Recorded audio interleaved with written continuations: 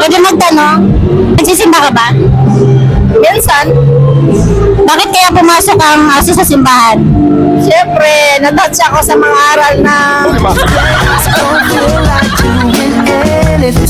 Sabi ko, bakit pumasok ang aso sa simbahan?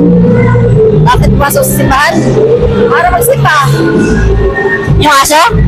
Aso? Bakit kaya pumasok ang aso sa simbahan? Aso hindi ako. Para maghanap ng makakain. Ano yan? Ano yan? Para maghanap ng makakain niya dun. Ano lang, sir? Kasi nandun yung amo niya sa loob. Ano lang, sir? Okay. And, isa pa. Pakay, puno, agila, poste. Ano ang pinakamataas sa apat? Agila. Final answer? And, logic question lang tayo. Ano ang sagot dun? Ano ang pinakamataas sa apat? Agila nga. Ano ang pinakamataas sa apat?